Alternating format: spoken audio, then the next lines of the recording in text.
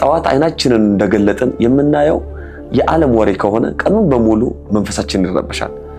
ቅዱስ ባስልዮስ ዘቂሳርያ እንዲህ ይላል፣ ፀሐይ ሳትወጣ በፊት ፈጣሪን ለማመስገን ቀድመ ተገኝ። ካልጋዬ ወርጄ ፊቴን ታጥቤ በጸሎት ፈጣሪን እስካላመሰገንኩ ድረስ ዳታ አልከፍትም ብለን የቀኑን መጀመሪያ ሐሳባችንን ለእግዚአብሔር መስጠት ይገባል። ያን ጊዜ ቀኑን በሙሉ የተቀደሰ ይሆንልናል። ነጥብ 2 ስልክህን የመማሪያ አውደ ምሕረት አድርገው። ስልካችንን ከማባከኛነት ወደ መማሪያነት መቀየር ነው። ሐዋርያው ቅዱስ ጳውሎስ ለቆላስይስ ሰዎች ሲጽፍ የክርስቶስ ቃል በሙላት ይኑርባችሁ ይላል። ስልካችን ላይ ያለው ይዘት በክርስቶስ ቃል ተሞልቷል ወይስ በከንቱ ወሬ? ቅዱስ ዮሐንስ አፈወርቅ ስለ መጽሐፍ ቅዱስ ንባብ ሲናገር የቅዱሳት መጽሐፍት ንባብ ከኃጢአት የሚጠብቅ ታላቅ ግንብ ነው ይላል። አሁኑኑ ስልክህን ፈትሽ። መንፈሳዊ ዕውቀትን፣ የቅዱሳንን ታሪክ፣ የምስጋና ዝማሬ የማይለቀው ቻናሎችን አትቀበል። ስልክህ ሲጮህ ወንጌል እንጂ ሐሜት እንዳይገባ አድርግ። ቤተክርስቲያንን በስልክ ይዘህ አትዞር። ሶስተኛው ነጥብ ዲጂታል ጾም ነው።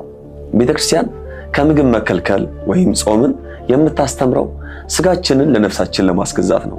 ዛሬ ደግሞ አእምሯችንን ከስክሮሊንግ ሱስ የምንታገስበት ጾም ያስፈልገናል።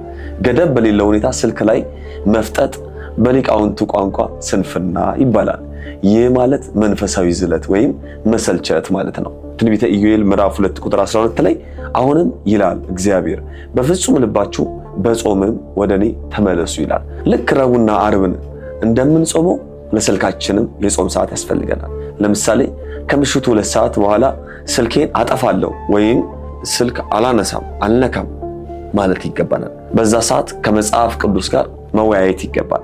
ሱስን ካልገዛው ሱስ ይገዛል ይባላል። አራተኛውና በጣም ወሳኙ ነጥብ ዓይንን መጠበቅ ነው። ዓይን የነፍስ መስኮት ነው።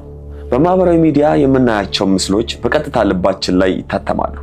የዳዊት መዝሙር 101 ቁጥር 3 ላይ ንጉሥ ዳዊት በዓይኔ ፊት ክፉ ነገርን አላኖርም ብሎ ቃል ኪዳን ገብቷል።